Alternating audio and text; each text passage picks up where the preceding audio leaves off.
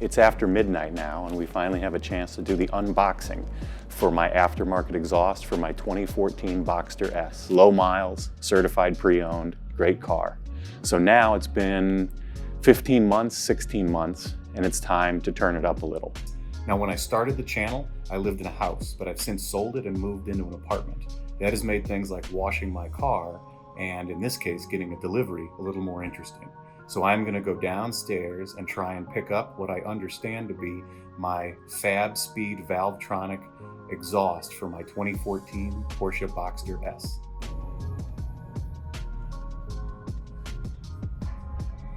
Oh boy.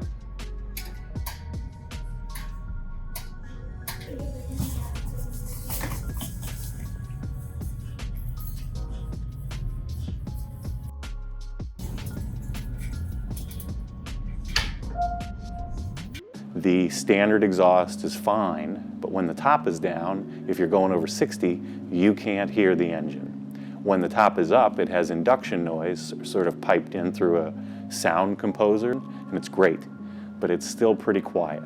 The sports exhaust is great, but if I was going to go as far as to buy something and have it installed on my car, I thought I'd go a little further than that. So I looked at the aftermarket option. Everything is in a shortage right now, and I thought the boys in Texas down at FabSpeed could get it to me. FabSpeed's got a good reputation. They make a good product, I'm told. The dealer is able to install it for me and has experience doing it, and so I'm going to have the dealer install it. So why am I having the dealer install it? Well, 3 reasons. I don't have a garage or a lift. I also don't have any tools. But the 3rd reason is the exhaust is a part that gets heated and cooled and heated and cooled. And it's held together with these rivet type, non-screws and bolts. And those things get frozen and corroded in place over time, and they often have to be drilled out. And so the install on this exhaust is going to be about $1,000 because it runs wiring, vacuum tubes, and because a lot of the work comes in trying to get the old exhaust out. So that's the plan. Let's do a little unboxing and see how we do.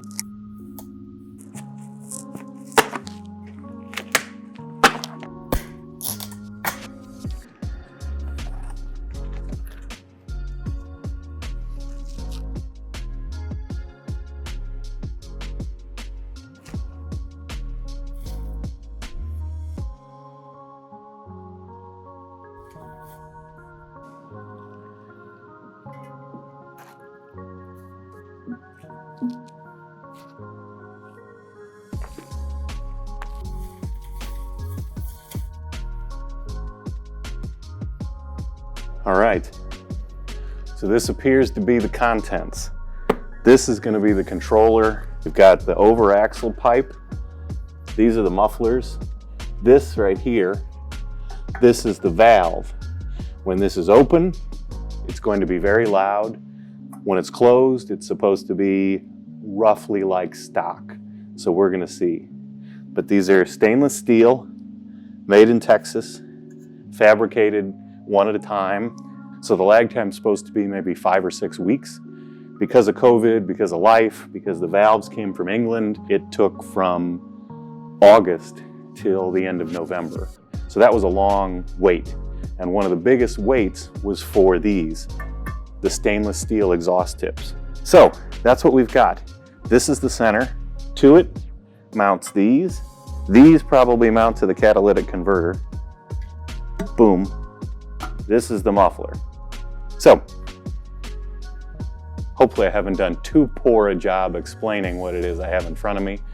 We will know more about it and see more about it. But one of these is the over the axle pipe. So something is going to go around something else. Maybe we'll have them get the car up on the lift and walk us through what the install looks like, take the old pieces out. So let's gently see what the inside of this box has to hold. Ooh.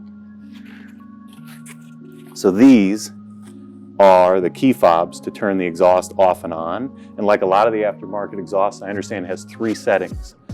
Off, on, and intelligent mode, which opens up after 3,500 RPM. And there we go, vacuum tubes and other stuff. This is not a paid promotion. I shopped around for the best deal. Where I got it from Euro Tuning down in Florida turned out to be the cheapest for me for this exhaust at this time. So again, for now, this is Doug Lindsay from Autofocus Cars and Vids. Next time you see me, we will be at the dealership, I hope, giving a look maybe at the bottom of my car and talking to Chad about how this is all going to get installed.